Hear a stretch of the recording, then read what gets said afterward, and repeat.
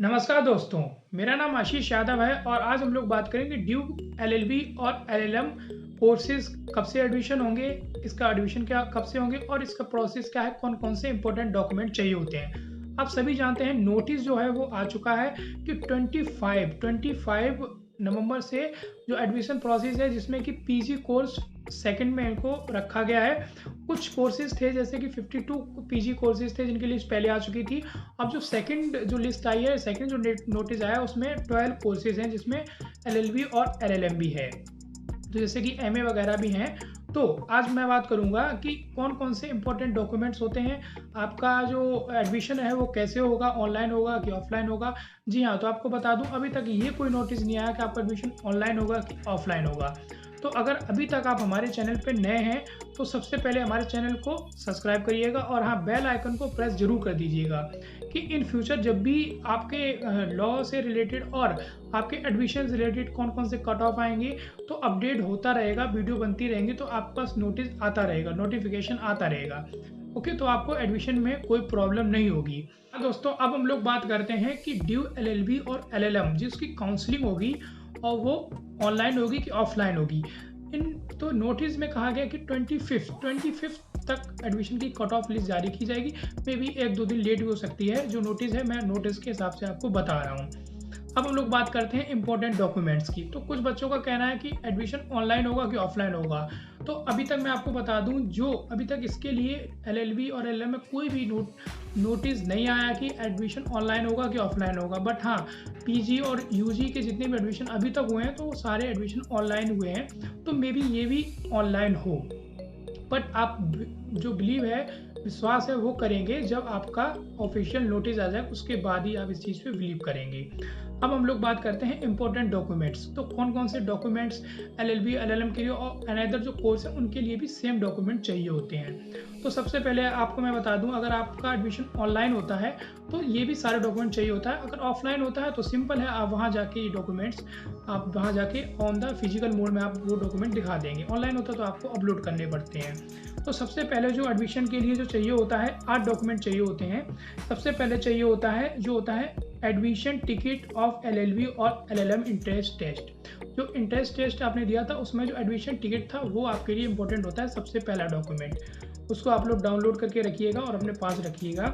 Second जो document सबसे important होता है वो होता है एज सर्टिफिकेट बोलते हैं। इसमें आप हाई स्कूल की मार्कशीट को आपको माना जाता है। 10th की मार्कशीट आप यूज़ करेंगे इसमें। 10th की मार्कशीट आपको चाहिए होती है। उसके बाद थर्ड डॉक्यूमेंट में आपको चाहिए होता है 12th की मार्कशीट।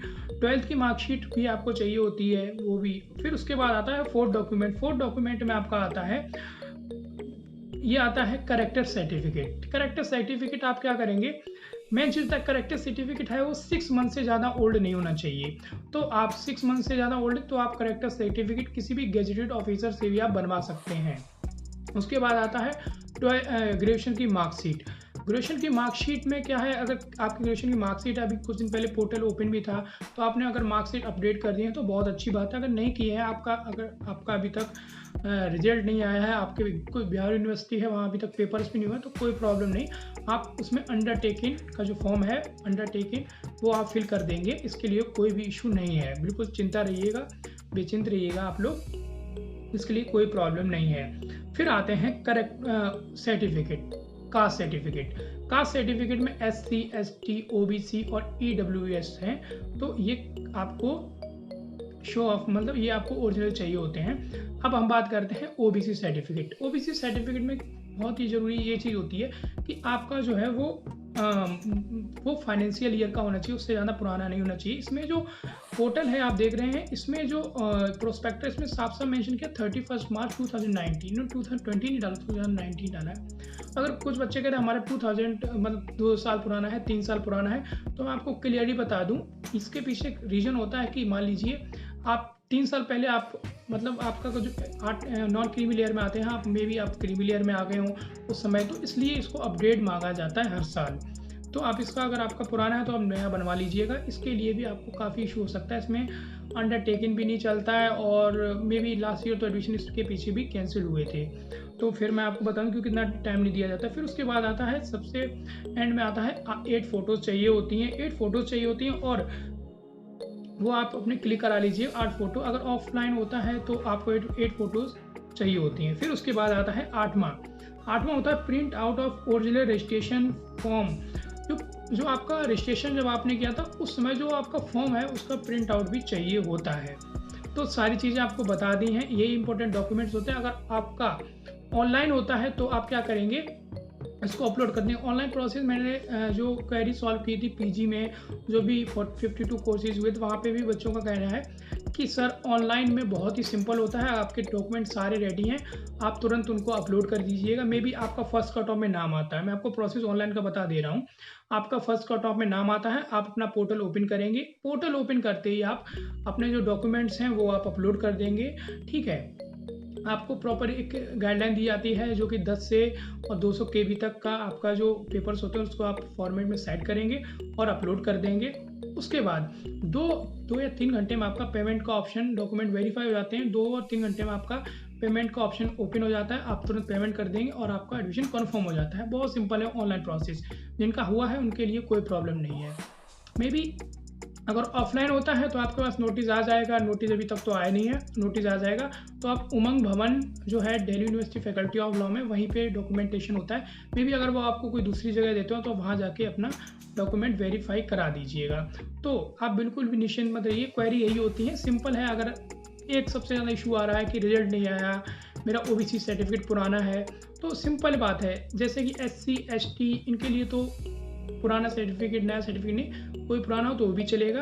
अगर हाँ, एक चीज़ और आती है, और अब मैं आपको बता दूं, जो CW सर्टिफिकेट है, कुछ बच्चों का ना CW PTW सर्टिफिकेट भी हमें नया चाहिए, तो नहीं, वो आपको वन टाइम सिर्फ OBC सर्टिफिकेट बताया जाता है, क्योंकि उसके पीछे मैंने आपको बता दिया है कि 2 साल पुराना क्या पता आप नॉन क्रीमी लेयर में आ रहे हो, अभी क्रीमी लेयर में आ गए हो, सर्टिफिकेट आप वो लगा दें, इसके लिए वो रिन्यू करके मांगा जाता है। बाकी और किसी सर्टिफिकेट में कोई ज़्यादा चेंज नहीं होता है। अगर और भी कोई क्वेरी है तो आप कमेंट बॉक्स में जाके कमेंट करिएगा, मैं आपके सोल्यूशन उसका बताऊंगा। और हाँ, पहली बात, जितनी भी नॉलेज आप सोशल मीडिया, अपने सीनियर कहीं से भी लेते हैं, तो सबसे पहले आप UG पास हो चुके हैं, PG में आने वाले हैं, आप भी बहुत ज़्यादा सिंसियर रहिए, ड्यू की साइड पे जाइए, वहाँ पे नोटिस है वो चेक करिएगा, प्रॉपर बात होती है, उसके बाद ही आप उस चीज़ को मानिएगा। तो आई होप आपको मेरा वीडियो अच्छा लगा हो। तो अगर वीडियो अच्छा लगा हो तो जी हाँ, सब्सक्राइब कर दीजिएगा और वीडियो को लाइक कर दीजिएगा। और हाँ, लास्ट चीज़ ये है कि जो आप थोड़ा पेशेंस रखिएगा, क्योंकि ड्यू का जो एडमिशन होता है वो थोड़ा स्लो प्रोसेस होता है। उसका फर्स्ट कट ऑफ आता है, फिर थोड़ा वेट करते हैं, फिर सेकंड आता है, थर्ड आता है, फोर्थ आता है, तो थोड़ा उसमें प्रोसेस थोड़ा धीरे स्लो काम करता है, क्योंकि फैकल्टी में ड्यू में क्या है, वहाँ पे बहुत ही ज़्यादा सीट्स हैं, तो मैनेज करने में थोड़ी प्रॉब्लम होती है। तो आई होप आपको मेरा वीडियो अच्छा लगा हो। धन्यवाद।